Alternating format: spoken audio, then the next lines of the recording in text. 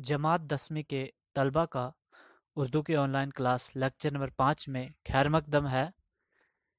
پیارے بچوں، آج ہم جس عنوان پر لب کشائی کرنے جا رہے ہیں اس عنوان کا نام ہے قصیدہ شہر آشوب، اور اس کے لکھنے والے شاعر جو ہے مرزا محمد رفیع سودا ہے۔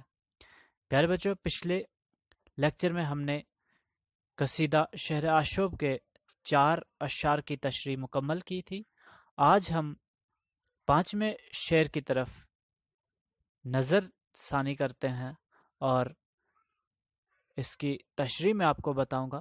تب تمام بچے اپنی اردو کی کتاب صفحہ نمبر 162 پہ جائے اور شعر نمبر 5 پہ نظر ڈالے۔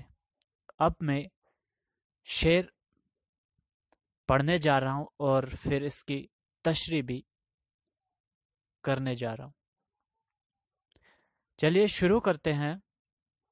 شعر نمبر 5 کیا ہے؟ یعنی یہ شہر آشوب جو ہے آج کا جو ہمارا عنوان ہے، اس کا کیا مطلب ہے؟ شہر آشوب جو ہے ایک ایسی صنف سخن ہے جس میں کسی شہر، علاقے یا خطے کی بربادیوں کا ذکر نہایت درد مندی کے ساتھ کیا جاتا ہے۔ اب شعر نمبر 5 کی طرف چلتے ہیں۔ کیا کیا میں بتاؤں کہ زمانے میں کہیں شکل ہے، وجہ معاش اپنی سوجس کا یہ بیاں ہے۔ اس شعر میں سودا فرماتے ہیں کہ میں کیا بتاؤں، اس دنیا کے رنگ جو ہے طرح طرح کے ہیں۔ کچھ لوگ اپنا نفس پالنے کے لیے طرح طرح کے ذریعے اختیار کرتے ہیں جہاں سے وہ اپنا نفس پال سکے۔ کسی کے ہاں غلامی کرتے ہیں، کسی کے ہاں نوکری کرتے ہیں، تو کیا عجیب تماشا ہے۔ اب اگلا شعر پڑھتے ہیں۔ گھوڑے لے کر اگر نوکری کرتے ہیں کسو کی، تنخواہ کا پھر عالم بالا پہ مکان ہے۔ اب ہم بات کریں اس شعر میں سودا نے کیا فرمایا ہے۔ کہا کہ کچھ لوگ اپنے گھوڑے لے کر کسی کے ہاں نوکری کرتے ہیں، کچھ لوگ سپاہ بن کے کس کی خاطر؟ اپنے نفس کو پالنے کی خاطر۔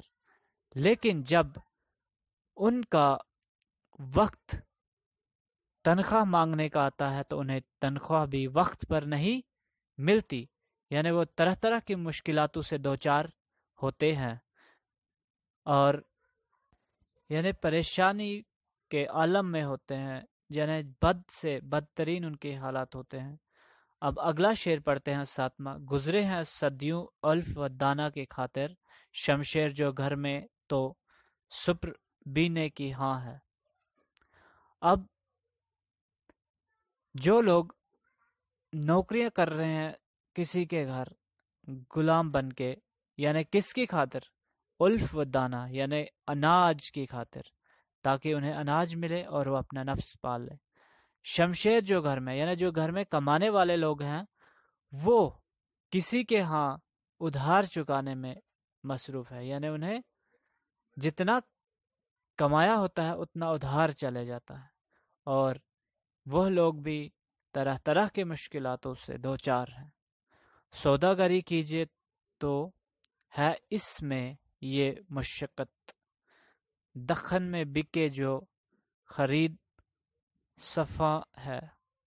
یعنی جو لوگ تجارت کرتے ہیں، کاروبار کرتے ہیں، ان کو بھی طرح طرح کی مشکلاتوں سے دوچار ہونا پڑتا ہے، مشقت کرنی پڑتی ہے، محنت کرنی پڑتی ہے۔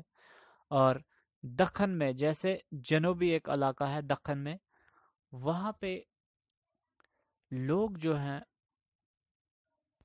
لوگ تجارت کرتے ہیں، لیکن وہ اپنا سامان بھی بڑی مشکل سے بکا پاتے ہیں، اور انہیں سامان بیچنے میں بھی طرح طرح کی دشواریوں کا سامنا کرنا پڑتا ہے۔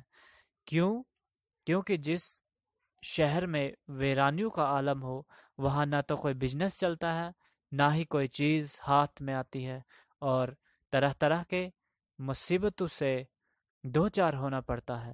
تو یہ تھا پیارے بچوں آج کا سبق، قصیدہ شہر آشوب، یعنی اس میں ذکر ہوا تھا تباہیوں کا، بربادیوں کا، یعنی جہاں پہ جس علاقے میں حالات جو ہیں بد سے بدتر ہو، تو وہاں کے لوگ کبھی خوشحالی اور فارغ نہیں پاتے۔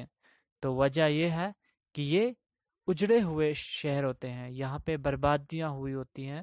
تو یہ وجہ ہے کہ یہاں جو بھی چیز ہو وہ صحیح ڈھنگ سے نہیں چل پاتی۔ یعنی جو لوگ کسی کے ہاں نوکری کرتے ہیں اور جو لوگ وہاں پہ اعلیٰ ترین ہوتے ہیں، ان کے پاس بھی پیسہ نہیں ہوتا جو اپنے ملازموں نوکروں کو وقت پر دے سکے۔ وہ بھی مجبور ہوتے ہیں اور وہ بھی اس حالات سے متاثر ہوتے ہیں اور اس حالات کے جو ہیں شکار ہوتے ہیں، وہ بھی اپنے حالات پر پریشان ہوتے ہیں۔ تو یہ تھا بچوں آج کا سبق، اور یہاں پہ ہی اختتام ہوتا ہے۔ دیجیے اجازت، اللہ حافظ۔